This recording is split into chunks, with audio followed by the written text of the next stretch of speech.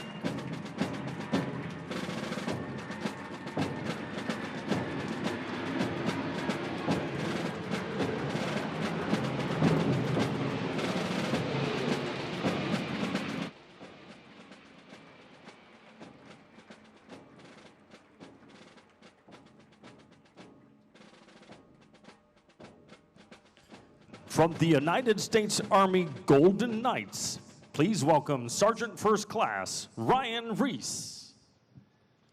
Mr. President, Madam First Lady, guests, and the American people, it's truly an honor to be here this evening.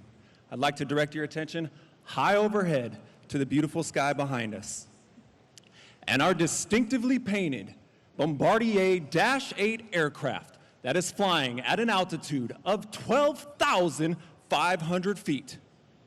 The jump master or team leader is looking out the door of the aircraft.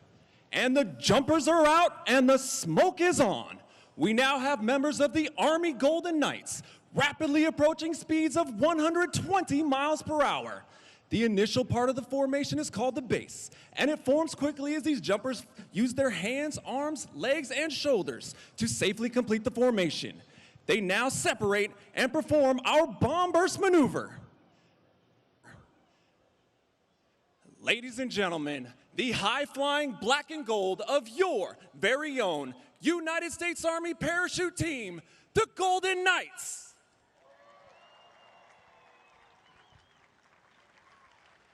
The aerial demonstration that you are seeing tonight is designed to showcase the maneuverability of the human body as it flies through the air and while under canopy.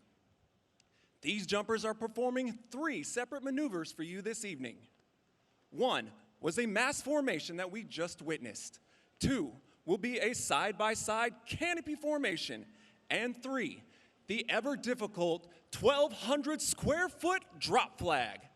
The jumpers performing for you this evening are Sergeant First Class Trey Gullick, Sergeant First Class Chad Riddlebaugh. Performing our side-by-side canopy maneuver is Staff Sergeant Morgan George and Sergeant First Class Ryan O'Rourke. And finally, performing the difficult 1,200 square foot drop flag maneuver, the team leader of the demonstration team, flying the predominantly black and gold canopy, Sergeant First Class Roman Grijalva.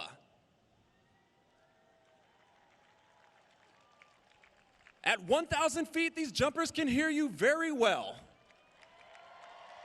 Ladies and gentlemen, now, our national anthem.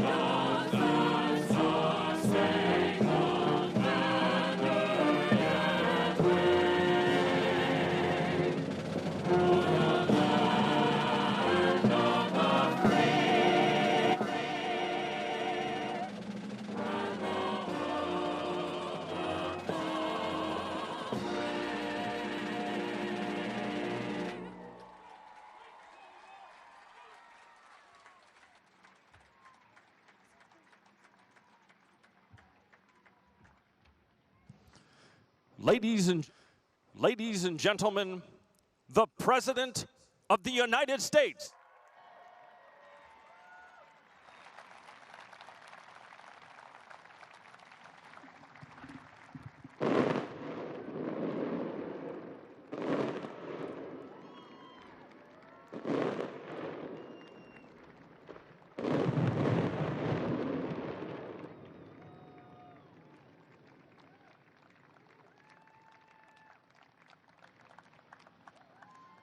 Wow.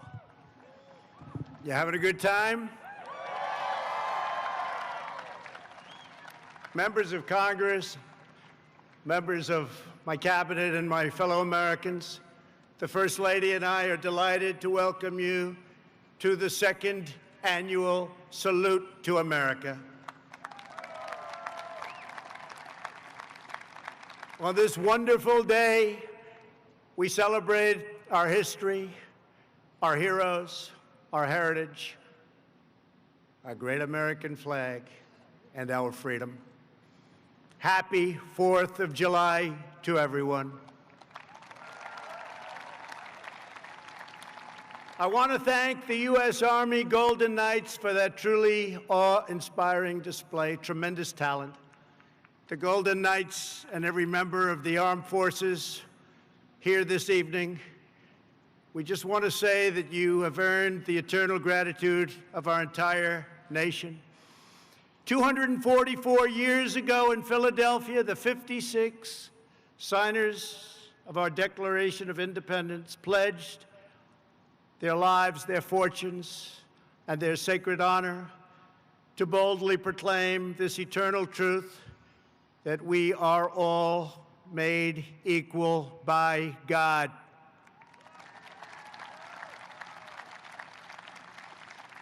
Thanks to the courage of those patriots, on July 4th, 1776, the American Republic stands today as the greatest, most exceptional, and most virtuous nation in the history of the world. Our workers, our factories, have revolutionized industries and lifted millions into prosperity. Our artists, architects, and engineers have inspired the globe with transcendent works of beauty. American heroes defeated the Nazis, dethroned the fascists, toppled the communists, saved American values, upheld American principles, and chased down the terrorists to the very ends of the earth. We are now in the process of defeating the radical left, the Marxists, the anarchists, the agitators, the looters, and people who, in many instances, have absolutely no clue what they are doing.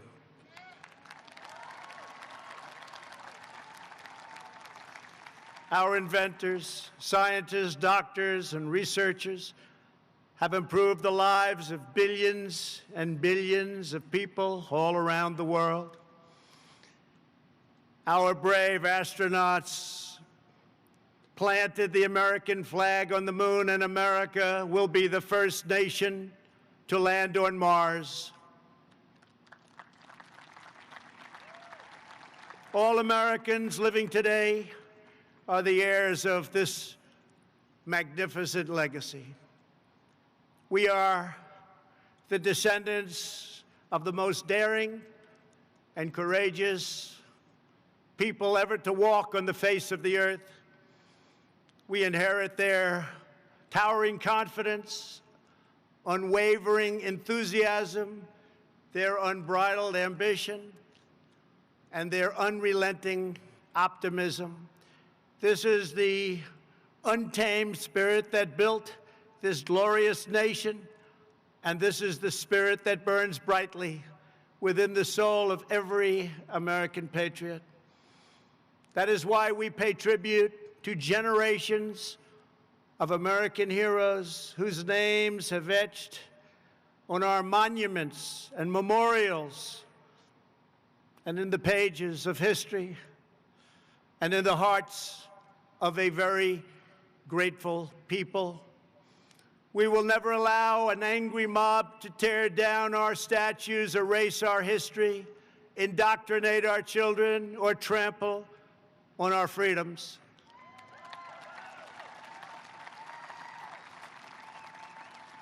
We will safeguard our values, traditions, customs, and beliefs. We will teach our children to cherish and adore their country so that they can build its future.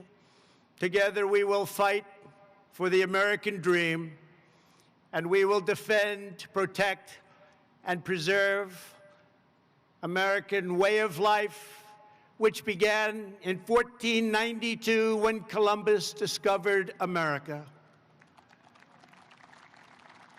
Jobs and companies are coming back to our country like never before. The power of tariffs being imposed on foreign lands that took advantage of the United States for decades and decades have enabled us to make great trade deals where there were none. Tens of billions of dollars are now paid to the United States Treasury by these same countries.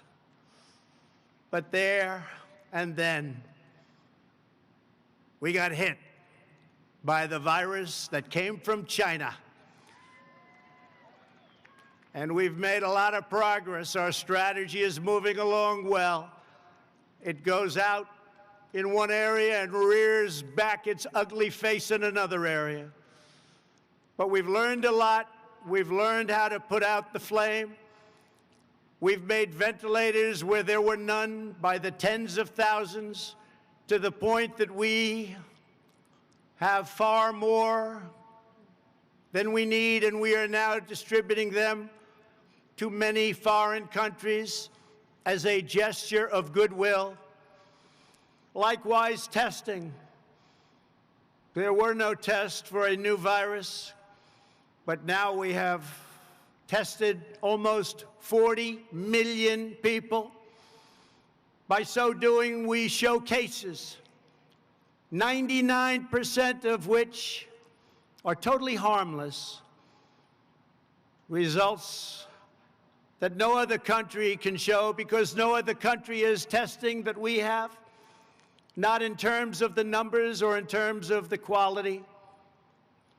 And now, just like everything else, we have become the manufacturer on record for ventilators. We have the most and finest testing anywhere in the world. And we are producing gowns and masks and surgical equipment in our country, where heretofore it was almost exclusively made in foreign lands, in particular China, where, ironically, this virus and others came from. China's secrecy, deceptions, and cover-up allowed it to spread all over the world, 189 countries. And China must be held fully accountable.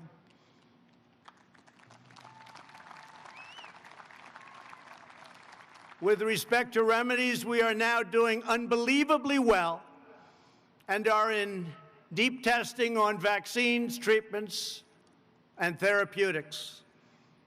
I want to send our thanks to the scientists and researchers around the country and even around the world who are at the forefront of our historic effort to rapidly develop and deliver life-saving treatments and ultimately a vaccine. We are unleashing our nation's scientific brilliance, and will likely have a therapeutic and/or vaccine solution long before the end of the year.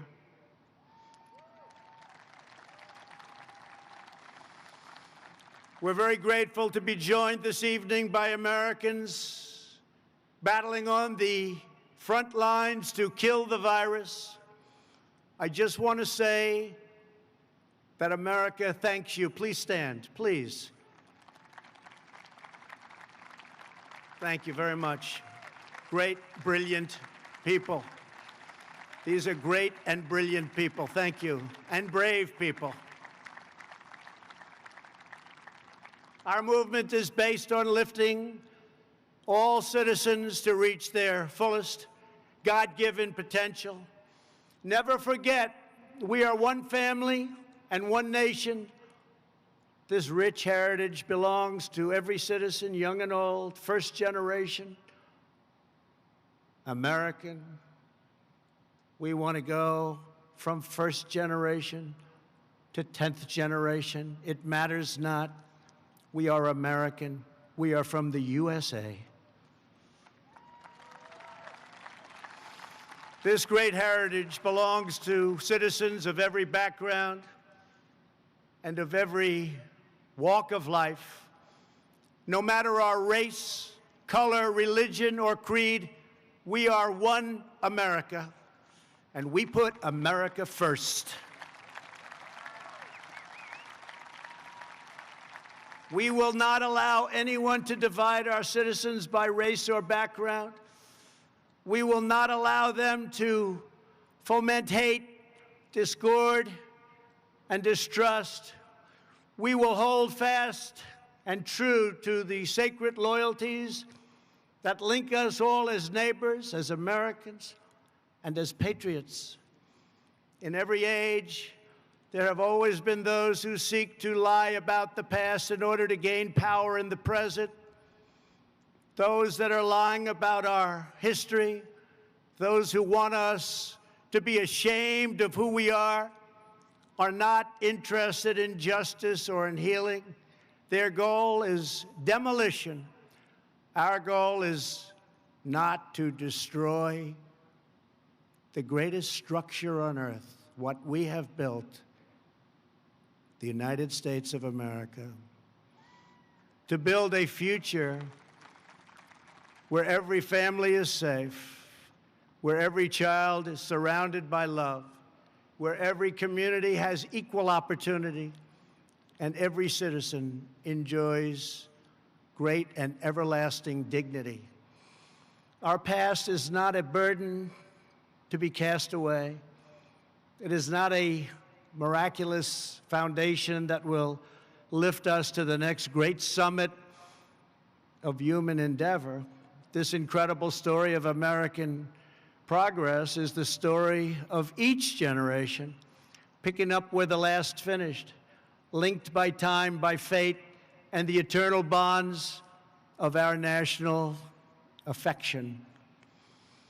Those who would sever those bonds would cut us off from the wisdom, the courage, the love, and the devotion that gave us everything we are today and everything we strive for tomorrow.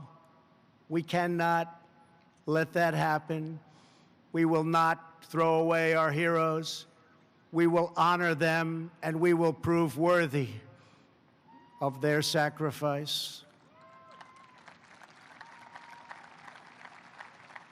These are great heroes.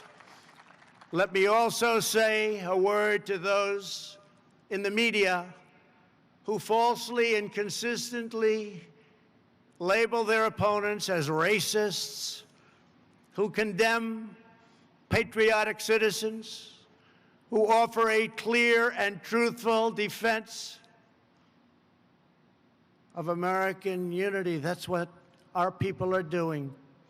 We want a clear and faithful defense of American history, and we want unity. When you level these false charges, you not only slander me, you not only slander the American people, but you slander generations of heroes who gave their lives for America.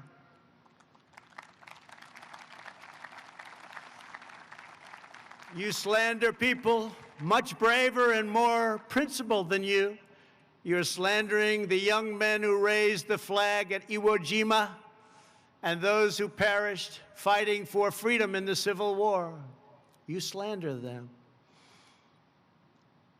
You are dishonoring their great legacy and their memory by insisting that they fought for racism and they fought for oppression.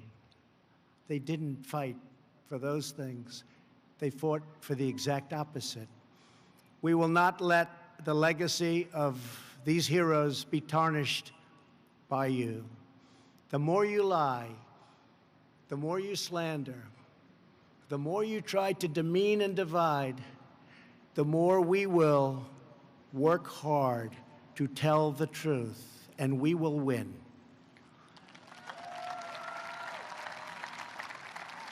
The more you lie and demean and collude, the more credibility you lose. We want to bring the country together, and a free and open media will make this task a very easy one.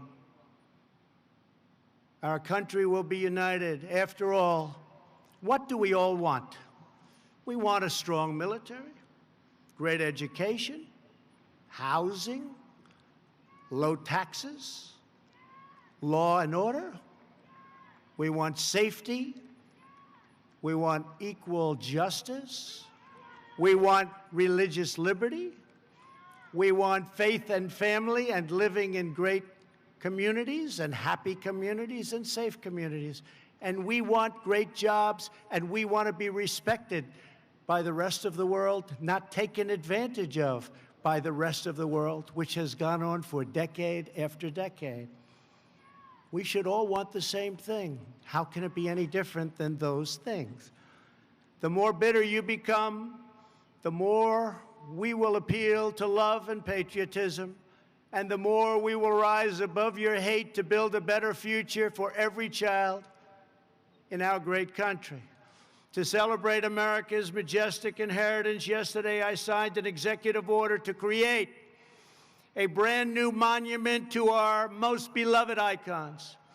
The National Garden of American Heroes will be a vast outdoor park that will feature the statues of the greatest Americans who have ever lived.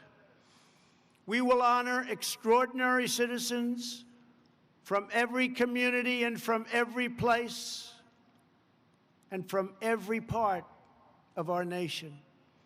Great men and great women, people that we can look up to forever.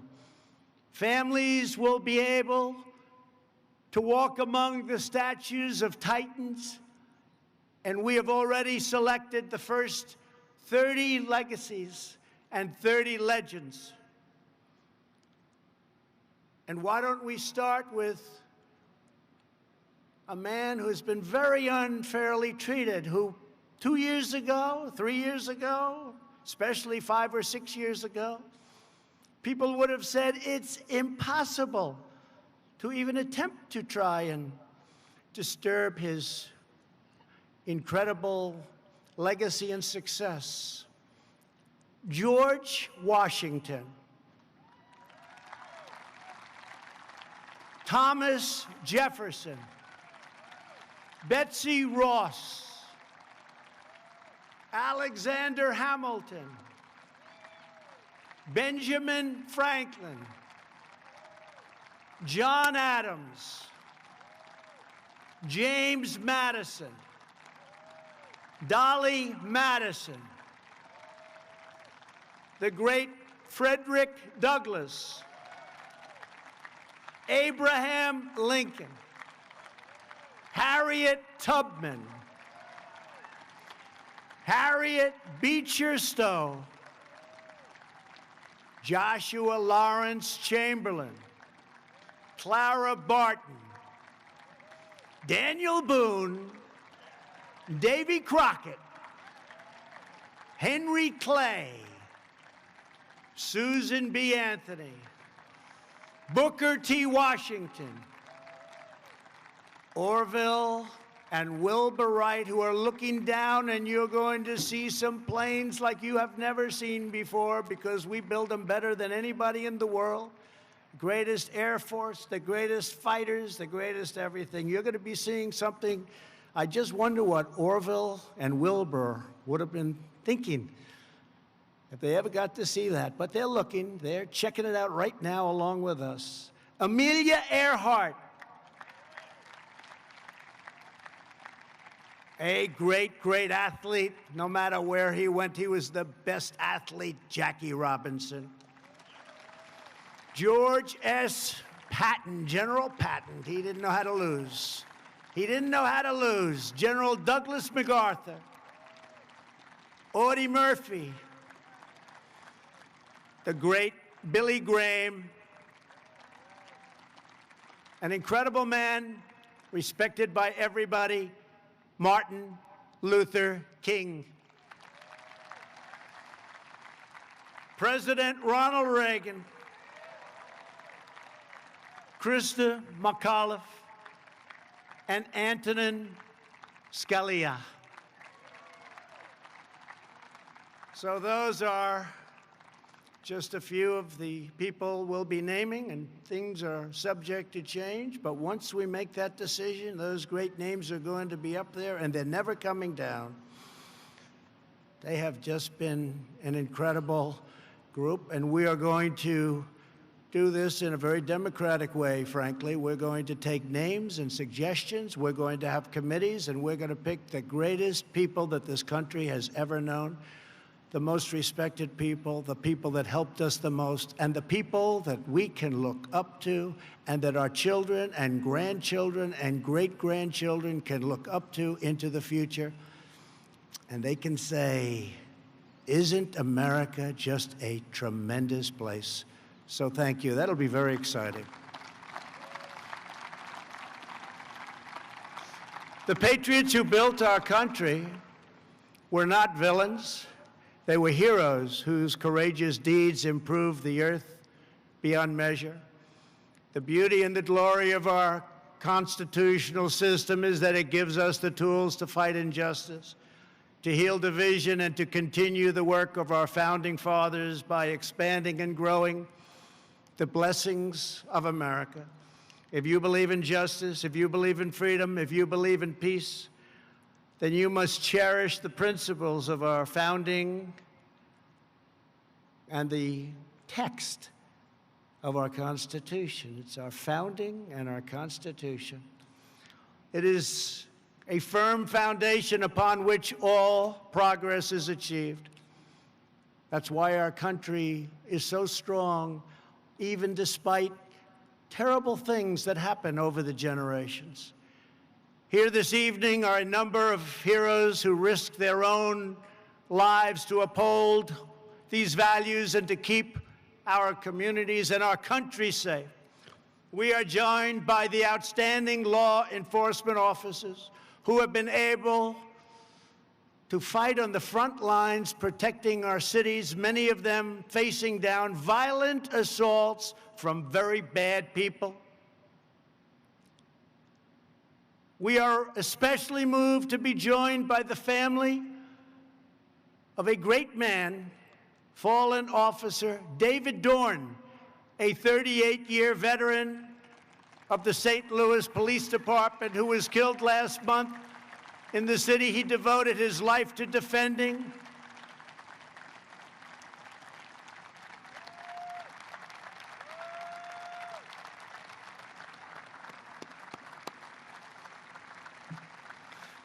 And to David's great family, I want to thank you very much. The American people will always support the courageous men and women of law enforcement, and nobody embodies that better than David. Thank you very much. Please.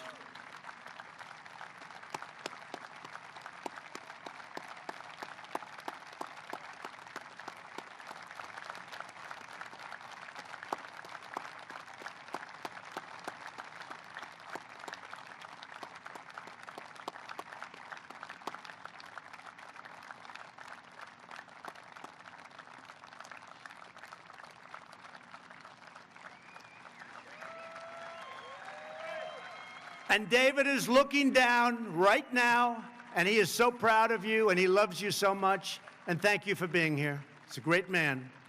It's a great man. Finally, tonight, we will salute the greatness and loyalty and valor of the men and women who have defended our independence for 244 years. We will honor the amazing men and women of the United States military. Never in history has a nation used so much power to advance so much good. Battlefields across the world and here at home are marked with the gravestones of young patriots who spent their final valiant moments on this earth to secure liberty and peace. Every child should be taught the military heroes who fought and died to make us free. These are great people. These are great heroes indeed. And our greatest leaders and heroes should be recognized and even immortalized for coming generations to see. You know that. This will make our country even stronger, long into the future. In a few moments, we will bear witness to awesome aircraft representing every major military conflict over the last 75 years. These planes once launched off massive aircraft carriers in the fiercest battles of World War II. They raced through the skies of Korea's MiG Alley. They carried American warriors into the dense fields and jungles of Vietnam. They delivered a swift and sweeping, you know that, sweeping. It was swift and it was sweeping like nobody's ever seen anything happen. A victory in Operation Desert Storm. A lot of you were involved in that. A lot of you were involved. That was a quick one. And they've gone on to dangerous missions all around the world to take out enemy terrorists and bring our soldiers home safely. As you know, we've killed this last year the two leading terrorists of the last 10 years, al-Baghdadi and Soleimani, killed, gone, over. We have worked to fully rebuild the armed forces of the United States. No enemy on earth stands a chance. $2.5 trillion we've invested, all made in the USA. We've never had anything near the power and the equipment that we have right now. We did that over the last 3 years. Everywhere these aircraft have flown, they've rained down American thunder, delivered American justice, and they have fiercely defended every square inch of American sovereignty. In their steel frames, broad wings, and roaring engines, we see the story of America's daring defiance, its soaring spirit, and undying resolve. Throughout our history, our country has been tested and tried, but we have always fought to victory. Whenever our way of life has been threatened, our ancestors have responded with the same resounding answer as those first patriots who fought for independence. We are Americans, and we never back down, we never give in, and we never give up, and we will never yield defense of our nation. We love our nation. We will only fight to win. Today, we thank God for the gift of life and for the blessing of liberty. We honor the legends of our history, the glories of our founding fathers, and the giants of the past, and the heroes of today, who keep us safe, who keep us strong and proud, and who keep us free. Once again, happy July 4th to all. Our country is in great shape.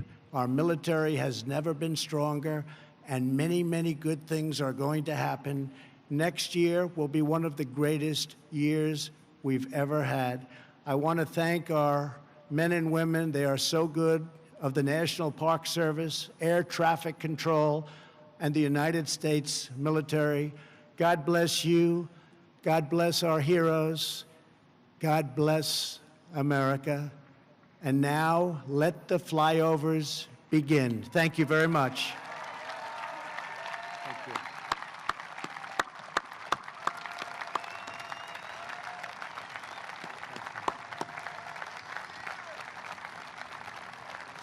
Ladies and gentlemen, please welcome world-renowned air show announcer Rob Ryder as he walks us through our salute of air power from World War II to the future. Please enjoy. Good evening, Mr. President and Madam First Lady and distinguished guests. I'm Rob Ryder, and I'm honored to be your narrator for an aerial review to celebrate our Independence Day. Our flyovers tonight will showcase air power across time. Look at the screens and look above. Representing World War II, after we were brought into World War II by the bombing of Pearl Harbor. Approaching first two very important airplanes known as C-47s. They were the military designation for the Douglas DC-3, the airliner that changed the way America traveled. Carrying 28 paratroopers, they were also involved in the D-Day invasion, over 1,000 of them in that operation alone on June 6, 1944. Over 10,000 of these aircraft were built. Following that, as we move from heritage to horizons and continuing in World War II, one of the most famous aircraft of all time. You can see it in the center of this formation. It is the Boeing B-17 bomber. Over 12,700 of these were built, flying daring daylight raids over Europe, bombing targets, military targets and industrial targets in Nazi-held Europe. And on the wings, the escort fighters, among the most well-known aircraft of all time, the North American Aviation P-51 Mustang. Over 15,000 of those were built. They, among others, were flown by the famed Tuskegee Airmen. The Tuskegee Airmen flew 15,000 sorties in Europe and North Africa during the war, earning the name by request. The radial engines on the B-17, the V-12 liquid-cooled Rolls-Royce designed Packard-built Merlin engines powering all of those aircraft.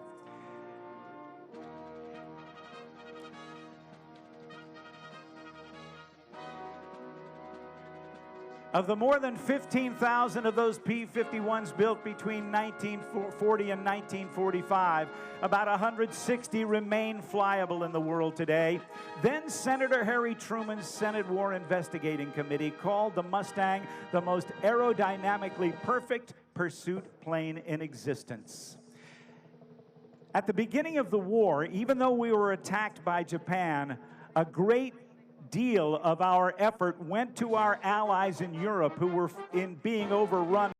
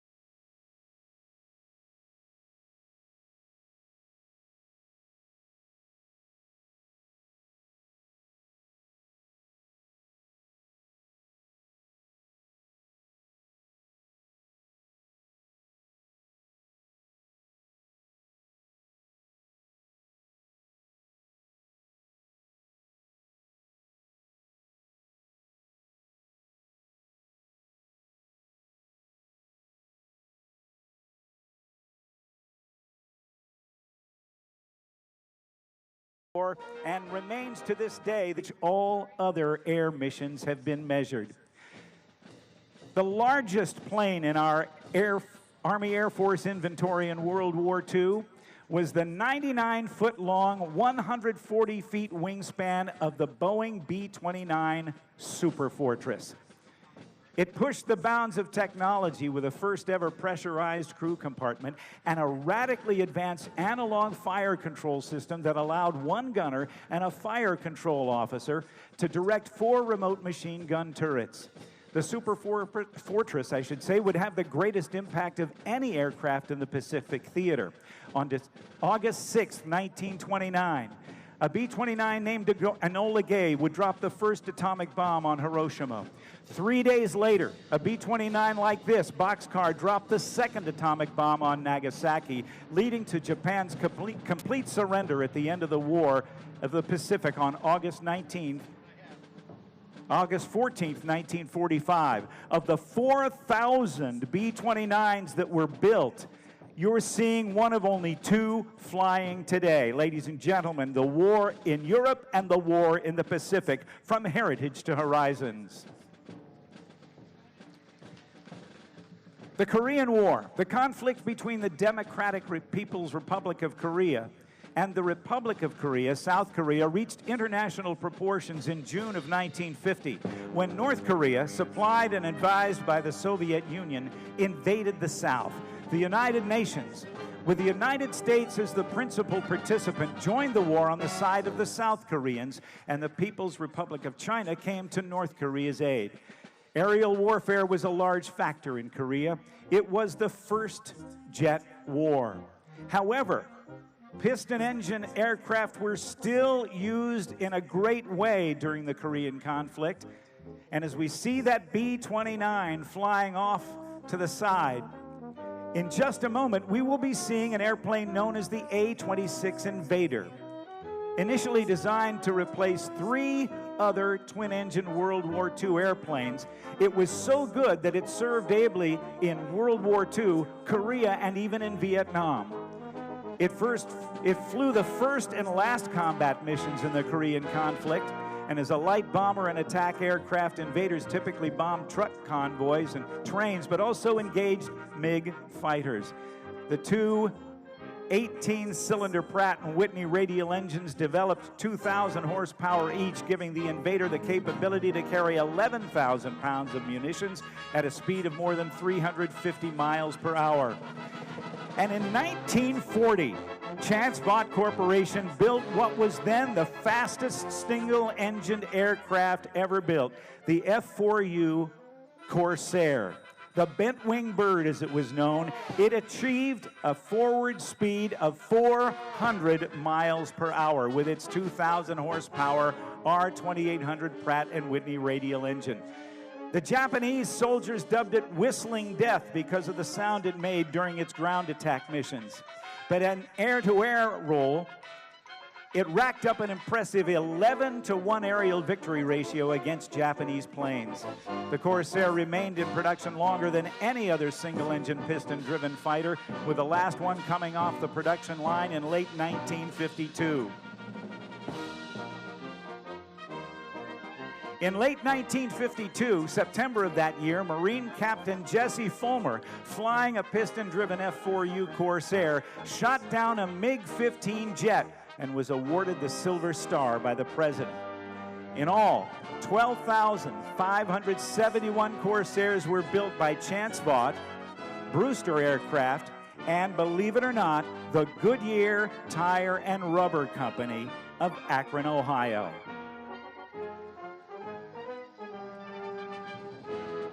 At the beginning of the conflict, our straight-wing Lockheed Shooting Stars were totally outclassed by the swept-winged Russian MiG, but we rushed into production a swept-wing fighter by North American Aviation called the F-86 Saberjet. It racked up a better than 10-to-1 victory ratio, but sadly, the F-86 that we had hoped to have flying here this evening came up with a mechanical problem and was unable to be here. Coming through on the screens now from the right, you can see the Douglas Invader, the light bomber. In the picture with it, you can see the bent-wing bird on that Chance Vought Corsair with its huge engine and a huge propeller. And then from P-51 to F-51 as the new designation of the young United States Air Force. On the right wing, the Mustang also served ably during the Korean conflict. Let's listen. Let's listen.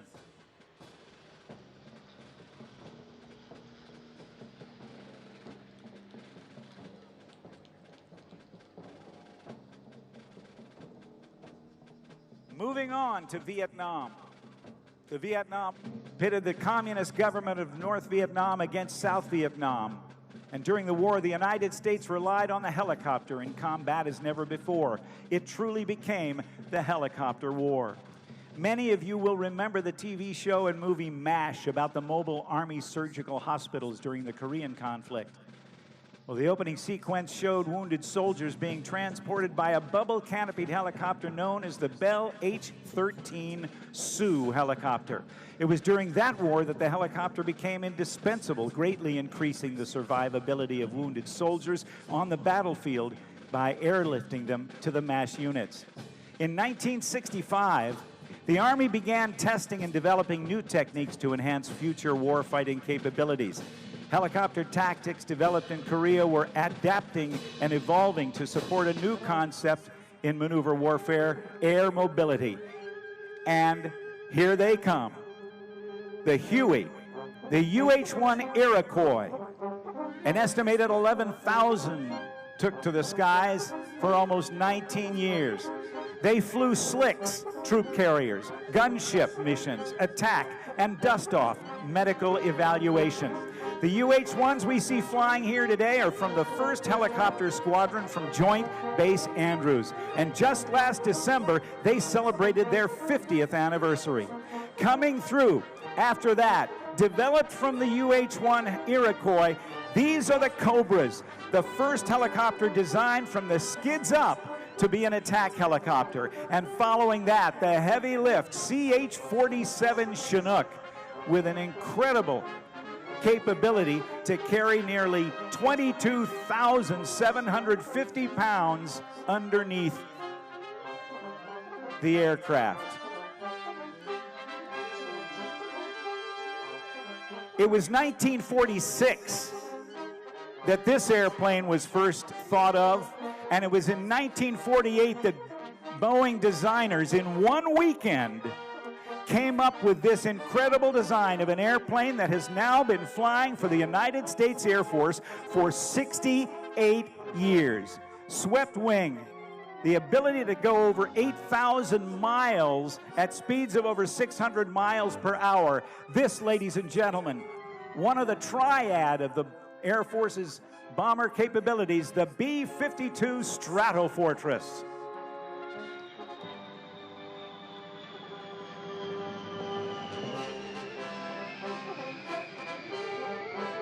Dropping tens of thousands of tons of bombs during the Vietnam conflict. It was known as the Buff, the big, ugly, fat fella. In all, 744 were built. About 75 still remain in service today and is expected to remain so until 2040. I am told that grandfathers, sons, and grandsons have all flown the B-52 bomber in the course of those 68 years. Moving now to Desert Storm.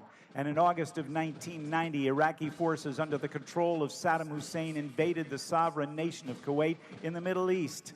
Kuwaiti forces were quickly overwhelmed by the Iraqi Republican Guard divisions, and in the coming months, the United States led a coalition to force the withdrawal of Iraqi forces from Kuwait. And on a dark, quiet morning in January, only feet above the Kuwaiti desert, 8 Apache helicopters from the 101st Airborne Division fired the first shots of Operation Desert Storm. Apaches destroyed 2 Iraqi early warning radar sites, blinding Iraqi radar and air defense forces and setting conditions for the beginning of the larger air campaign by the Air Force and the Navy.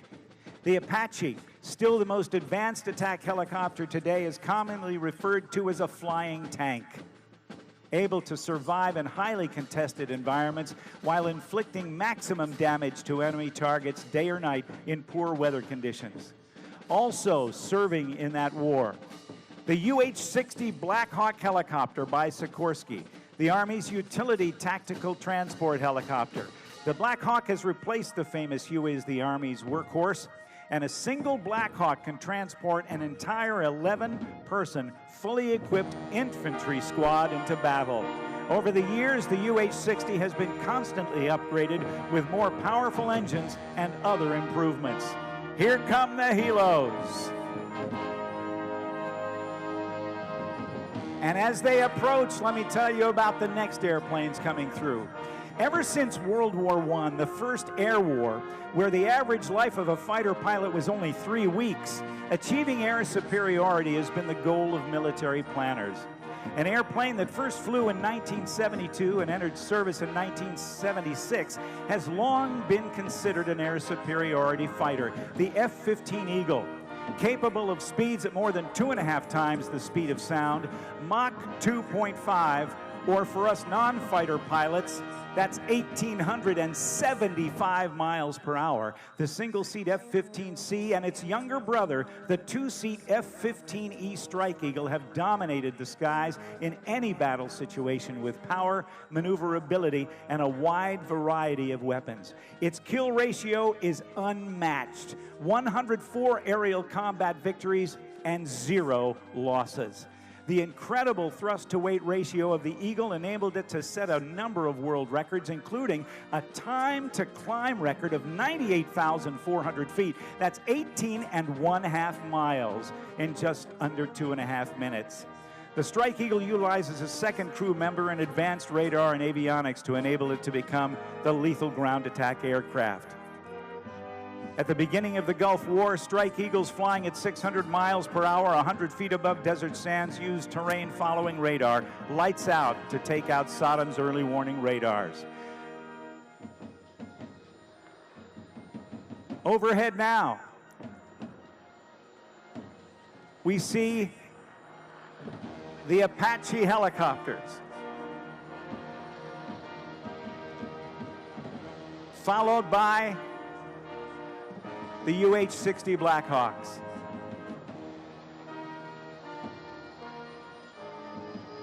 And here come the Eagles.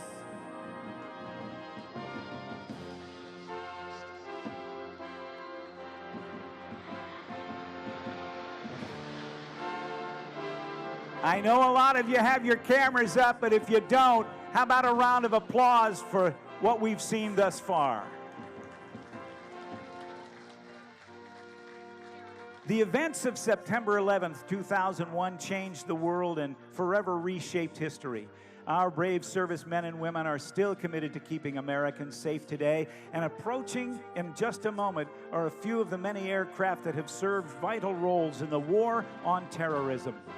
Igor Sikorsky, the father of the modern helicopter, overcame significant aerodynamic and physics challenges in his development of rotary winged flight. Without getting into a lot of mind-numbing stuff, a phenomenon called retreating blade stall has always limited the speed at which a helicopter could travel. The Holy Grail would be to develop an aircraft that could take off and land vertically, but be able to fly as fast as a conventional airplane. In the 1980s, Bell Aircraft, the same company that developed the MASH helicopter and the Huey and the Cobra, experimented with a very unique concept called tilt rotor, in which large prop rotors would be directly connected to the engines and then rotated vertically for helicopter mode flight and then moved into a horizontal position to attain conventional airplane flight. The result is the MV-22 Osprey, an aircraft that can deliver 24 fully equipped troops to the battle space at speeds of over 300 miles per hour and then land vertically like a helicopter. Its load-lifting capabilities are significant, with the ability to carry an internal load of more than 9,000 pounds or 15,000 pounds externally.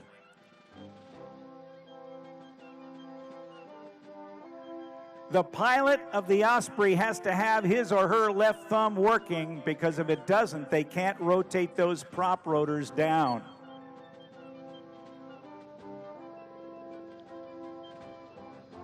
The unmistakable sound of the MV-22 Osprey.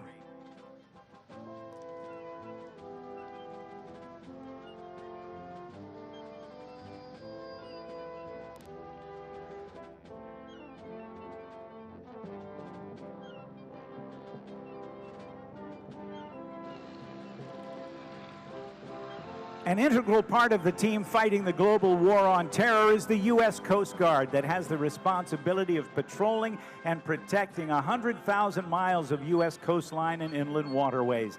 In existence since 1790, it's the smallest branch of our military. In fact, the entire active duty force of the Coast Guard could fit into Nationals Park. Here we see, in formation, in the lead, the Sikorsky Jayhawk and the MH-65 Dolphin helicopter. The Coast Guard has also projected its capabilities beyond our borders, performing security and interdiction in the Persian Gulf in 1991 in support of Operation Desert Storm.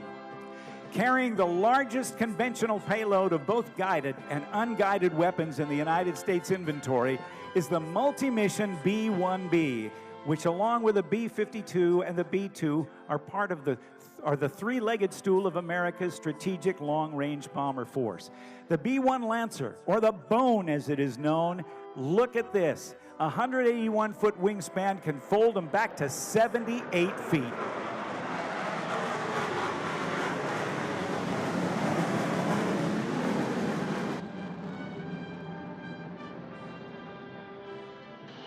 That, ladies and gentlemen, is the sound of freedom.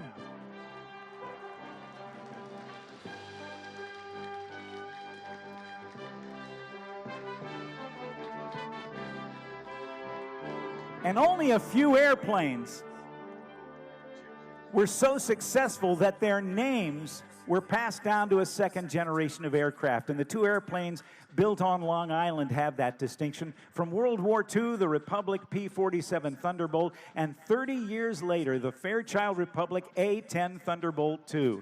Built for close air support, flying low and slow, the Warthog was built around a very potent 7-barreled cannon, the GAU-8 Avenger, firing 30-millimeter shells the size of Coke bottles at a rate of 4,000 rounds per minute. That's 65 rounds each second. It totally earned its name, Tank Killer.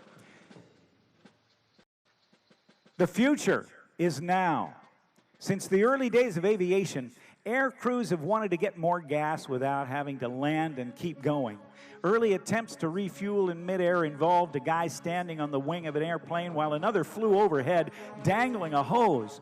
But over the years, the art of aerial refueling, or if I may use the indelicate phrase, passing gas, has become refined. Since just after World War II, though, there have been basically only 3 different airplanes from the Air Force tasked with the job of mid-air refueling. One of those, the KC-135 Stratotanker, has been in service since the late 1950s, but it is going to be replaced with a new KC-46A Pegasus. It may look familiar to you because it's based on the Boeing 767 airliner. Passing gas at 1,200 gallons per minute, 25% faster than the old KC-135. It's a marvel of modern technology. It's kind of like going from a car with a cassette player, you remember those, to a brand new vehicle with Apple CarPlay. Additionally, the Pegasus will offer significantly increased cargo, passenger, and aeromedical evacuation capabilities. And as we've looked at several generations of airplanes in the last half hour, and I've been talking about them at air shows around the world, the last thing that was thought of by military planners was, well, maybe the first thing was how many airplanes would it take to destroy a target? Well, now it's changed. It's how many targets can one aircraft destroy? Approaching now one of the most unique aircraft, even in service since 2003. This is the B-2 Spirit. Following along behind the KC-46 And the aircraft now in sight, a flying wing, Jack Northrop's dream from 1949 with a 186-foot wingspan, doesn't look like anything we've ever seen. It can carry conventional bombs from 500-pounders to the GBU-57, or even the 30,000-pound massive ordnance penetrator to nuclear weapons. The B-2, only 20 of them in existence, will continue to serve our country for many years to come. Overhead now, the F-22 Raptor. The Raptor's 2 engines produce a total of 70,000 pounds of thrust, and its stealthy design allow it to accelerate faster than the speed of sound without using the afterburner. It's called Super Cruise. In its air show performances, the Raptor shows incredible maneuverability, able to do a backflip, almost standing still in the air at 3,000 feet, or doing a tail slide, nose straight up, going backwards under complete control. And the newest fighter aircraft for the United States military is the F-35 Lightning II, named after the famed World War II P-38 Lightning. There's a version for the Air Force, one for the Navy, one for the Marine Corps, and 8 partner nations share those airplanes as well. They give the U.S. and its allies the power to dominate the skies anytime, anywhere. The F-35 is an agile, versatile, high-performance, multi-role fighter that combines stealth, sensor fusion, and an unprecedented situational awareness. The F-35's helmet-mounted display is the most advanced system of its kind.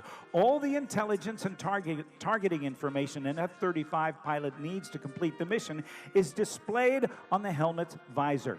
And 6 super-sensitive cameras mounted on the outside of the aircraft allow her or him to look in any direction and have visual acuity far greater than the naked eye, day or night. The pilot can look down the floor of the cockpit and see right through it. It's like X-ray vision, simply astounding. We'll see today 2 of the B models from the United States Marine Corps. But in all, over 535 of the F-35s are now flying today, with over 1,000 pilots and having reached initial operating capability here in the United States. Ladies and gentlemen, no aerial display would be complete without some very good friends of mine. They represent the greatest military jet demonstration teams on the face of the earth. They are from Naval Air Station Pensacola. They are the Blue Angels, and they are the Thunderbirds from Nellis Air Force Base in Nevada. The Blues are commanded by Commander Brian Kesselring, and the Thunderbirds led by Lieutenant Colonel John Caldwell. The Thunderbirds flying the F-16 Fighting Falcon that has been in service with the United States since the mid-1970s. And the Blue Angels flying the famed FA-18 Hornet, also in service with the United States Navy and Marine Corps since the 1970s as well. I want you to join with me as we wait for these aircraft to approach. They have been flying missions all over the country, supporting the work done by so many during this COVID crisis.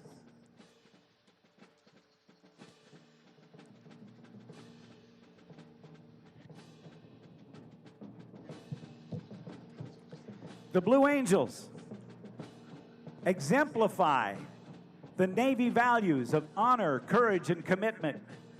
And the Thunderbirds serve to represent all the men and women of the United States Air Force as our ambassadors in blue. Ladies and gentlemen, the Thunderbirds and the Blue Angels.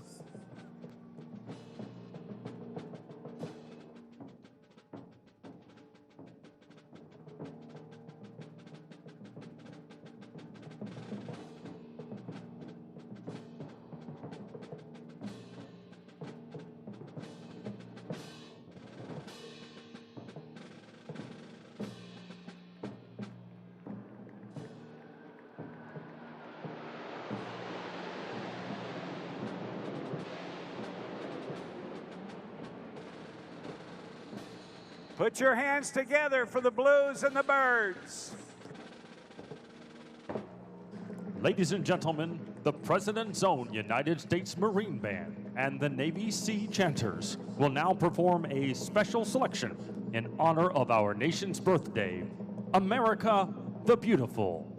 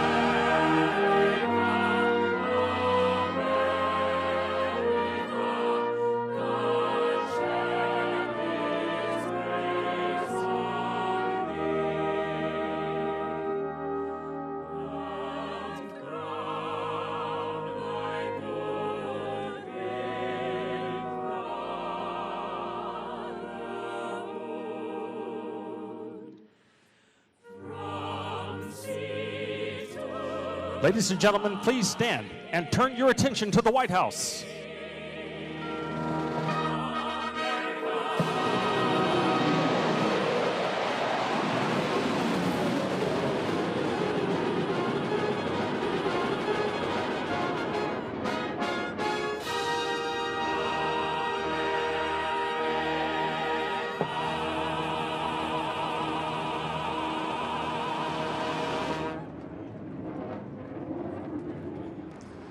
Ladies and gentlemen, please join us in the singing of God Bless America.